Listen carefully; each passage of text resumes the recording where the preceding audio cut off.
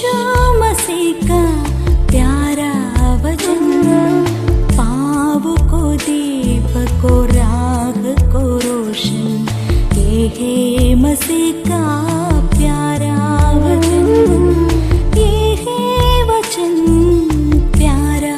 परमेश्वर के धन्य नाम की महिमा हो। प्रभात मनन के सत्र 2257 में आप सभी का बहुत ही विनम्रता के साथ स्वागत करता हूं। आइए आज के मनन के लिए हम पढ़ते हैं याकूब अध्याय 3 पद 6। जीभ भी एक आग है। जीभ हमारे अंगों में अधर्म का एक लोक है और सारी देह पर कलंक लगाती है और जीवन गति में आग लगा देती है और नरक कुंड की आग से जलती रहती है।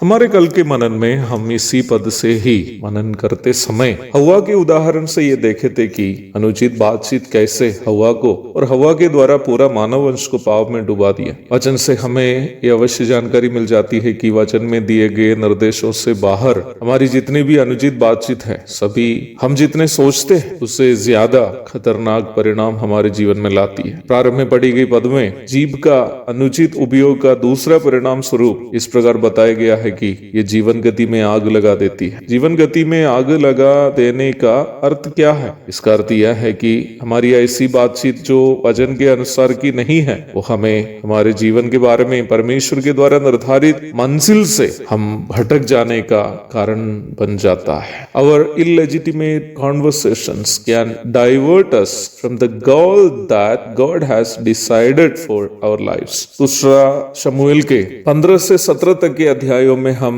अहीतोपेल नामक एक व्यक्ति को देखते हैं जो राजा दाऊद के मंत्री थे और राजा सहित पूरे देश के लोग अहीतोपेल की सम्मति को परमेश्वर के वचन जैसे मानते थे। परंतु इतना बुद्धिशाली इंसान ने क्या किया कि जब दाऊद का बेटा अबशालोम राजा दाऊद के खिलाफ राजद्रोह करने लगा तो राजों को छोड़कर उन्होंने अबशालोम के साथ जुट गया। परमेश्वर के अभिषिक्त दास दाऊद को हराकर राजगद्दी को कब्जा करने हेतु अबशालोम को सलाह देने लगा अहीतोपेल ने। दाऊद के मंत्री होते हुए उन्हें राजा दाऊद के उस समय भी रहना था जब दाऊद कष्ट में थे, परंतु उन्होंने चालाकी की और अबशालोम के साथ अनुचित तरीके से बात करने लगा। निम्न बातचीत का परिणाम दूसरा शमूएल 17 की 23 में हम इस प्रकार पढ़ते हैं। जब अहीतोपेल ने देखा कि मेरी सम्मति के अनुसार काम नहीं हुआ, तब उसने अपने गधे पर काठी कसी और अपने नगर में जाकर अपने घर में गया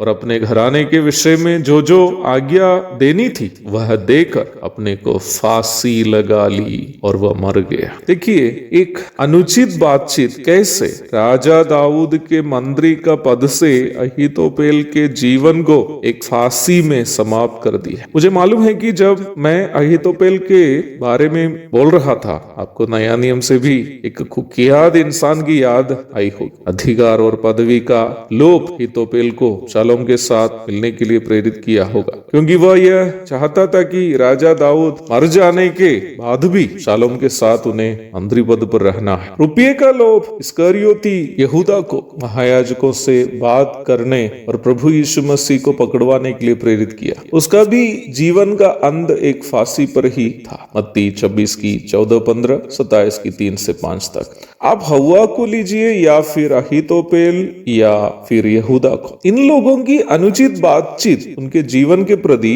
प्रभु के द्वारा निर्धारित लक्ष्य से उन्हें भटका दी। आप इन सभी घटनाओं को देखें तो आपको यह भी समझ में आएगा कि इन तीनों लोग परमेश्वर के वचन के द्वारा निर्धारित सीमाओं को जानबूझकर तोड़कर अनुचित बातचीत करने जाने के परिणाम स्वरूप उनके जीवन बर्बाद हो गए थे। हवा ये बात पहले से जानती थी कि जिस फल खाने के लिए सांप ने उससे कहा, उसे खाने से परमेश्वर उसको मना किया था। अहीतोपेल ये बात जानता था कि अबशालोम नहीं बल्कि दाऊद को परमेश्वर ने इस्राएल के राजा के रूप में अभिषेक किया था। यहूदा भी ये जानता था कि प्रभु यीशु मसीह कोई साधारण इंसान नहीं था और वह निर्दोष है, परंतु इन सबों ने अपनी अपनी मस्तिष्क की बुद्धि को परमेश्वर के वचन से बढ़कर स्थान दिया अवैध लाभ कमाने के लिए और अनुचित बात करने जाकर उनके विषय में परमेश्वर की योजनाओं से अपने आप को भटकाया और अपने जीवन को बर्बाद कर दिए। प्यारो, इन सब बातें क्यों परमेश्वर के वचन में लेकर हमें दी है? ताकि हम हमारे जीवन के प्रति परमेश्वर के द्वारा निर्धारित योजनाओं से भटक ना जा सके।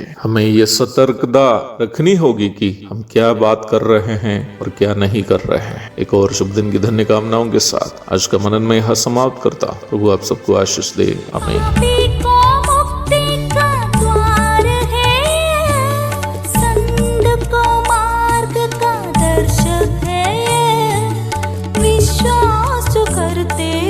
उसके लिए अनंत जीवन का साथ